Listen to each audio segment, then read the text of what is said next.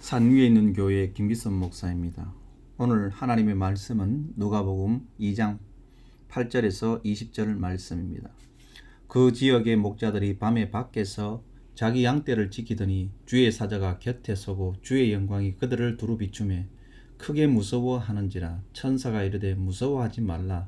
보라, 내가 온 백성에게 미칠 큰 기쁨의 좋은 소식을 너에게 전하노라. 오늘 다윗의 동네에 너희를 위하여 구주가 나셨으니 곧 그리스도 주시니라. 너희가 가서 강보에 쌓여 구유에 누워 있는 아기를 버리니 이것이 너희에게 표적이니라 하더니 호련히 수많은 천군이 그 천사들과 함께 하나님을 찬송하여 이르되 지극히 높은 곳에서는 하나님께 영광이요 땅에서는 하나님이 기뻐하신 사람들 중에 평화로다 하니라. 천사들이 떠나 하늘로 올라가니 목자가 서로 말하되 이제 베들레헴으로 가서 주께서 우리에게 알리신 바 이 이루어진 일을 보자 하고 빨리 가서 마리아와 요셉과 구유에 누인 아기를 찾아서 보고 천사가 자기들에게 이 아기에 대하여 말한 것을 전하니 듣는 자가 다 목자들이 그들에게 말한 것들을 놀랍게 여기되 마리아는 이 모든 말을 마음에 새기어 생각하니라. 목자들은 자기들에게 이른 바와 같이 듣고 본 그 모든 것으로 인하여 하나님께 영광을 돌리고 찬송하며 돌아가니라. 아멘. 내가 만약 외로울 때면이라는 제목을 가지고 여러분과 말씀을 나누고자 합니다. 하나님께서 이 행하시는 일을 보면은 항상 보면 은밀하게 다가오신다라는 거죠. 주위 사람이 알아채지 못하도록 하는 것이 하나님의 특징인 것 같아요. 늘 하나님께서 찾아오시는 것은 조용하고 은밀하게 찾아오셔서 구원을 이루신다라는 겁니다. 예수님도 이 땅에 오시는데 젠작 이스라엘 사람들은 다 모르고요. 동방박사, 목자들, 관심도 없는 사람들이 이 예수 그리스도께서 탄생하신 것을 먼저 알게 됐다라는 겁니다.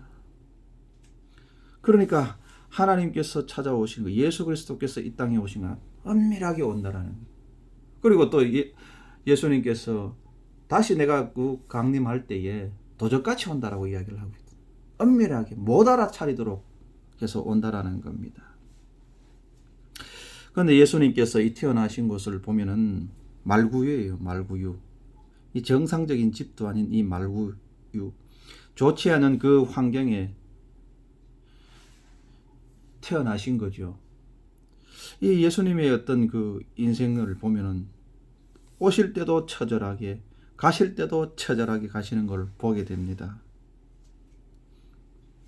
어찌 보면 이 예수님은 이 세상에 죽으려고 작정하신 분 같은 그런 느낌도 받습니다. 이 말씀을 준비하다가 문득 죽음이라는 이 단어를 생각을 하게 됐는데요. 사람이 어떤 그 죽음이라는 단어를 생각할 때 생각 자체가 묵직할 수밖에 없는 것 같아요. 이 단어는 해결할 수 없는 단어입니다. 그리고 이 단어는 참 무서운 단어고요. 이 단어를 계속 생각하면 염세주의자가 돼요. 그리고 또 생각하면 심한 우울증이 걸리게 되고 자기도 모르게 사망까지 이르는 경우를 종종 보게 된다라는 겁니다. 삶의 어떤 그 출발이 어디서부터 출발했지? 이렇게 질문을 하면요. 보통 사람 같으면 별로 생각하지 않았을 겁니다. 사는 것이 너무 바빠가지고요. 그러다 세월이 흐르고 나이가 먹게 되고 몸이 병들게 되면 죽음을 생각하게 됩니다. 석가모니는 자기가 살던 이 궁전에서 나와서 이 사람이 살아가는 그 인생은 생로병사라는 것을 깨닫게 되었습니다. 사람이 태어나고 늙고 병들고 죽게 된다는 것을 깨달았다라는 거죠. 그러면서 이 세상은 왜 이렇게 불행하게 사는가? 나름대로 어떤 그 문제에 대해서 답을 찾으려고 했습니다. 결국 그 문제의 원인은 욕심에서 비롯되고 그 욕심을 통해서 불행해진다는 것을 알게 되었다는 거죠. 욕심이 있으니까, 마음속에 욕심이 있으니까 그 욕심을 제거하면 행복해진다는 것이 불교의 그 가르침이지요. 그래서 이 해결하는 것은 수행이고 마음을 비우고 그리고 공덕을 쌓으면 윤회해서 이 높은 단계인 그 해탈의 그 경지에 이른다라는 거죠. 윤회라는 말은 뭐 어디서 많이 들어서 알겠지만 해탈이 뭐냐? 해탈이 뭐냐라는 거 쉽게 말하면 연기입니다. 뭐 담배 연기 있죠. 꿀뚝 연기 그런 연기라는 거죠. 더 이상은 모른다라는 겁니다. 그래서 이 불교는 실체가 없습니다. 그냥 연기니까. 야, 정말 허무하네. 그렇게 생각할 수밖에 없다라는 거지요. 오늘 말씀에서 예수님께서 이 땅에 오셨다라는 겁니다. 찾아오셨다라는 거죠. 예수님께서 왜 이 땅에 오셨을까요? 제가 유튜브를 보다가요, 뭡니까? 송아지가 태어났는데, 항문이 없는 송아지가 태어난 거예요. 그러니까 음식물을 먹어도 이걸 배설을 할 수 있는 항문이 없다 보니까 그 음식물이 몸에 계속해서 쌓이는 겁니다. 그 송아지 주인은 주위에서 빨리 안락사를 시켜서 죽여라 하지만은 이 주인의 입장에서는 너무 불쌍해서 그래 죽일 수 없는 마음이 들었던 거예요. 그래서 수의사를 불러서 그 수의사가 이것을 보고 좀 심각하니까 임시방편으로 이렇게 항문 부위를 이렇게 째어버립니다. 째고 거기에 있는 노폐물을 다 제거합니다. 그리고 이제 다시 수술대에 올라가서 인공 항문을 달아줍니다. 이 송아지가 이제 수술을 받고 이제 왕쾌가 돼가지고 어미소에 그 젖을 먹는데 눈물을 흘리더라고요. 그 전에 한 번 또 눈물을 흘리는데 내가 이제 죽었구나 하는 그 생각에서 눈물을 흘린 것 같고, 이제는 내가 어미소에 그 젖을 먹을 수 있는 부분에 대해서 감격을 하고 감격을 한 것 같아요. 그러니까 이 좀 전에 이 상황 속에 해결할 수 없는 이런 부분이었습니다. 마치 이 송아지처럼 우리 인생도 해결할 수 없는 부분이 이 죽음이라는 부분이라는 거죠. 예수님께서 인간의 몸으로 오셔서 우리와 똑같이 체휼하시고 똑같이 생각하시고 그리고 십자가에 죽으셨습니다. 죽음이라는 그 문제의 직면 앞에서 예수님이 죽으시고 그리고 사흘 만에 다시 부활하셨습니다. 세상 사람들은 죽으면 끝이다라고 생각을 합니다. 이 사람이 죽으면 끝이지 그 이상 뭐가 있냐, 그렇게 생각하는 사람들이 잘 없습니다. 그런데 예수님은 그게 아니야. 죽음 다음에 부활이 있다는 것을 실체적으로 보여주셨다라는 거예요. 제자들에게 보여주시고 500명의 증인을 세워서 보여주셨다는, 죽음이 끝이 아니라는 것을 말씀하셨거든. 또한 보여주셨거든. 실체로서 보여주셨다라는 거예요.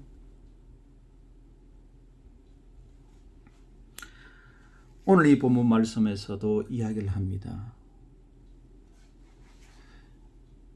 10절 말씀에 보면 천사가 이르되 무서워하지 말라. 보라 내가 온 백성이 미칠 큰 기쁨의 좋은 소식을 너에게 전하노라. 이 기쁨의 소식, 이 죽음에 그 직면하는 이 문제를 예수님께서 해결해 줄 수 있는 그 답안지를 들고 오셔가지고 여러분에게 전해준다는 그 소식, 기쁜 소식을 알게 하셨다라는 겁니다.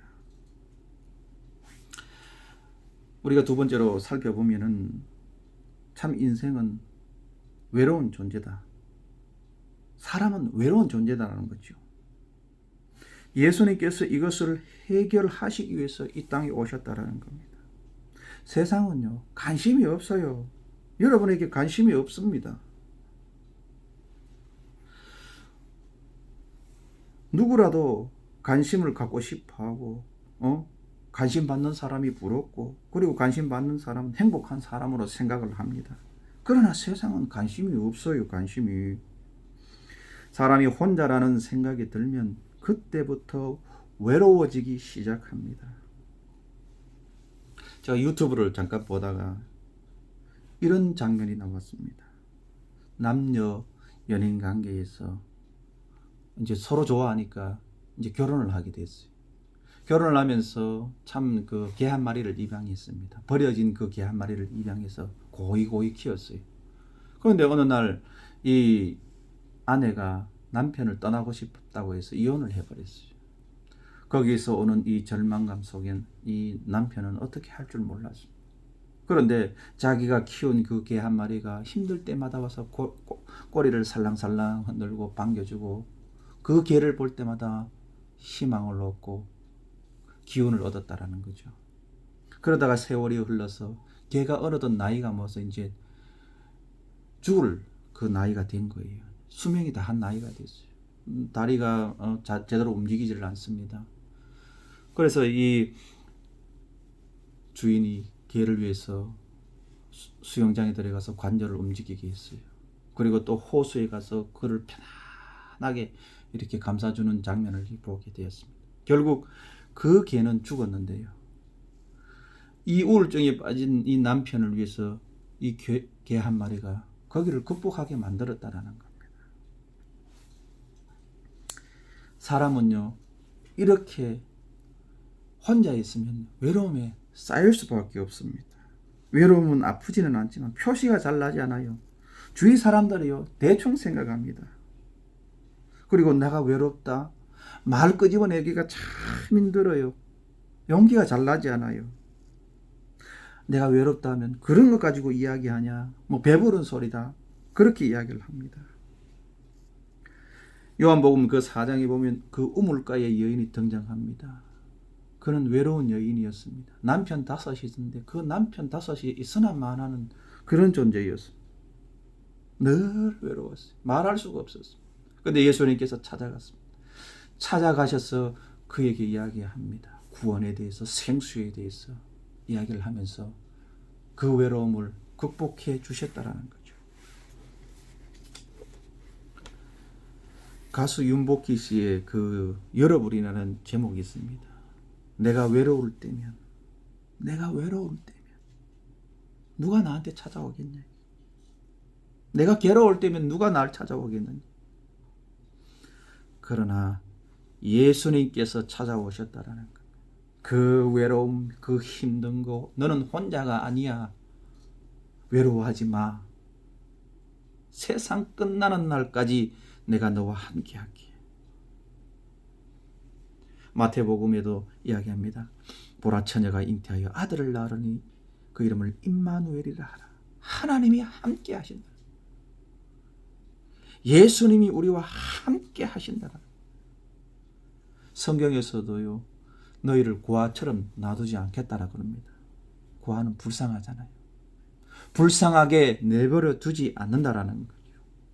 사람이 가장 힘들 때는요, 돈도 필요 없어요.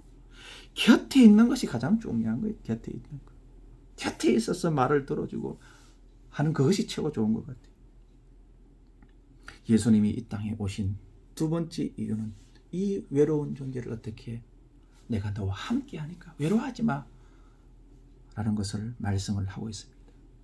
세상은 관심이 없을지라도 예수님은 여러분과 함께 하시며 관심을 가주신다는 것을 잊지 않는 저와 여러분이 됐으면 좋겠습니다.